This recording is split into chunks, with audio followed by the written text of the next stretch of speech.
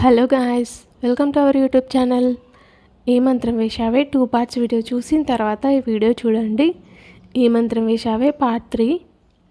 మాట్లాడకు మళ్ళీ, ఇప్పుడే వెళ్ళి తను ఏమడిగిందో తీసుకొని రా, నాకు ఇంకా ఏమీ చెప్పకు అన్నారు సావిత్రమ్మ మాట పూర్తి చేస్తూ. నానమ్మ, తను అడిగింది ఏంటో తెలుసా అని అభి అనగానే, ఏదైనా సరే అది నువ్వు తీసుకురాలేవా చెప్పు, చోటుకి చెప్తాను, తను వెళ్ళి తీసుకువస్తాడు అన్నారు సావిత్రమ్మ. అభి ఇంకేం మాట్లాడలేక, సరే నానమ్మ నేను తెస్తాను, మీరు వెళ్ళి పడుకోండి అన్నాడు. మేము వెళ్ళాక మళ్ళీ తనని తిట్టి నోరు మూసేస్తావా? దానికి నేను ఒప్పుకోను, నా ముందే వెళ్ళి తనేం అడిగిందో తెచ్చివ్వు అన్నారు సావిత్రమ్మ.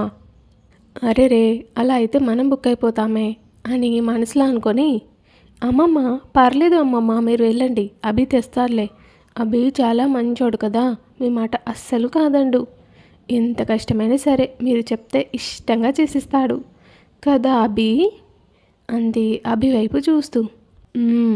అని పళ్ళన్నీ కొరుకుతూ చూస్తున్నాడు అభి. సరే నాన్న, తను తీసుకొని రాకపోతే నాకు చెప్పు, లేచాక వాడికి బాగా ఇస్తాను అన్నారు సావిత్రమ్మ. అవును, నేను కూడా ఇస్తా అంది దీక్ష చెయ్యి చూపిస్తూ. నేను కూడా అన్నాడు చోటు అప్పుడే నిద్రమత్తుగా లోపలికి వస్తూ. అందరూ చోటుని చూసి గట్టిగా నవ్వేశారు. అభి మాత్రం మహావైపు కోపంగా చూస్తూ ఉన్నాడు. అభి అందరి ముందే బయటికి నడిచాడు. తను వెళ్ళగానే అందరూ ఎవరి గదికి వాళ్ళు వెళ్ళిపోయారు. మహా మాత్రం మహాశివరాత్రి రోజు జాగారం చేసినట్టు ఆవలింతలు తీస్తూ కళ్ళు కాయలు కాచేలా అభి కోసం, తను తెచ్చే అమృతం కోసం ఎదురు చూస్తూ ఉంది. అలా ఓ గంట తర్వాత వచ్చాడు అభి చేతిలో ఓ కవర్తో. ఆశగా పరిగెత్తి అభి చేతి నుంచి కవర్ లాక్కుని ఓపెన్ చేసి బీకం ముఖం వేసింది మహా. ఏంటిది అంది దీనంగా అభి వంక చూస్తూ. డ్రింక్, నోరు తెరువు అని బాటిల్ ఓపెన్ చేస్తూ ఉన్నాడు. ఛీ, నేను తెమ్మన్నది ఇది కాదు, అసలు ఏంటిది అంది చిరాకుగా దాన్ని చూస్తూ. ముందు నోరు తెరువు, టేస్ట్ చూసి అదేంటో నువ్వే చెప్పు అన్నాడు అభి దాన్ని మహా నోటి దగ్గరికి తెస్తూ. నాకు ఇదేం వద్దు అంది దూరంగా జరుగుతూ. తెరువు అని కోపంగా అంటూ తన చేత్తో మహా నోరు పట్టుకుని తెరిపించి బలవంతంగా తన నోట్లో డ్రింక్ పోశాడు. తను మింగే వరకు అలాగే పట్టుకొని ఉన్నాడు. ఇక వేరే దారి లేక మహా దాన్ని మింగేసింది. చీ, యాక్, ఏంటిది, టేస్ట్ లేదు, ఏం లేదు, వ్యాక్ అంది చీదరించుకుంటూ. ఇక నుంచి నువ్వు రోజు ఇదే తాగాలి, అండ్ ఇది కూడా అన్నాడు ఏవో టాబ్లెట్స్ చూపిస్తూ. చీ, అసలు ఏంటి ఇవన్నీ అంది అభి వైపు కోపంగా చూస్తూ. అభి సున్నితంగా వివరిస్తూ, ఇప్పుడు నువ్వు తాగావే అది ఆల్కో ఫ్రీ, ఆల్కహాల్ తీసుకోకుండా నిన్ను కంట్రోల్ చేస్తుంది, అండ్ ఇది నికోటిక్స్, సిగరెట్స్కి దూరం చేస్తుంది. ఓకే, ఇక నుంచి నీకు ఎప్పుడు మందు తాగాలి అనిపించినా ఇదే తాగు, సిగరెట్ తాగాలి అనిపిస్తే ఇది వేసుకో అన్నాడు అభి వాటిని చూపిస్తూ. మహా పళ్ళు నూరుతూ చూస్తూ ఉంది అభి వైపే. నువ్వు అలా చూసినంత మాత్రాన ఇక్కడ ఏం మారదు. ఇంతకుముందు నువ్వేం చేసినా అది తప్పు అని చెప్పేవాళ్ళు నీకు లేరు, కానీ ఇప్పుడు నీకంటూ ఒక ఫ్యామిలీ ఉంది. నువ్వేం చేసినా నీ మీద మాత్రమే కాదు, నీ ఫ్యామిలీ మీద కూడా ఎఫెక్ట్ పడుతుంది, అంటే నానమ్మ మీద కూడా. నీ అదృష్టం, నానమ్మకి ఇంకా నీ గురించి ఏం తెలీదు. ఇప్పటికైనా కాస్త నీ బుద్ధిని మార్చుకో. ఇక నా బుద్ధి మార్చుకోలేను, నేను ఇంతే అనుకుంటే అని ఆగిపోయాడు అభి. తర్వాత ఏం చెప్తాడా అన్నట్టు అలాగే చూస్తోంది మహా. నువ్వు ఈ ఇంట్లో నుంచి సంతోషంగా వెళ్ళిపోవచ్చు అన్నాడు అభి కోపంగా చూస్తూ. ఆ మాటకి రిషికి కోపం వచ్చేసి, నీ కోసం ఎవడూ పడి చావట్లేదు ఇక్కడ, నువ్వు రమ్మంటే రావడానికి, పొమ్మంటే పోవడానికి. నీ నాన్నమ్మ మీద నీకెంత రెస్పెక్ట్ ఉందో నా అమ్మమ్మ మీద నాకు అంతే రెస్పెక్ట్ ఉంది. ఇవన్నీ నాన్నమ్మకి తెలియకుండా నేను మేనేజ్ చేసుకోగలను, బట్ నాకు ఇప్పుడు డ్రింక్ కావాలి, లేదంటే నేను ప్రశాంతంగా ఉండలేను. మళ్ళీ వెళ్తావా, నన్ను వెళ్ళమంటావా అంది అభి వైపు చూస్తూ.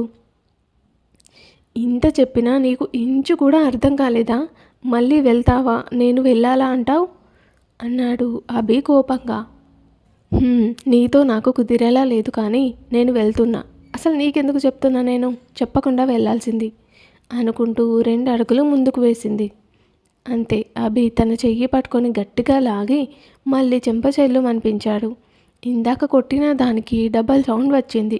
అంటే డబల్ నొప్పి రిషికి. దెబ్బకి కంట్లోకి నీళ్లు వచ్చేశాయి తనకి. పోయి పడుకో అని కోపంగా అనేసి వెళ్ళి డోర్ లాక్ చేసి కీ తన దగ్గర పెట్టుకొని మళ్ళీ వెళ్ళి పడుకున్నాడు అభి. రిషి మొహమంతా కోపంతో ఎర్రగా అయ్యింది. చెంప మీద చెయ్యి పెట్టుకొని గుర్రుమని చూస్తుంది అభి వెళ్తున్న వైపే.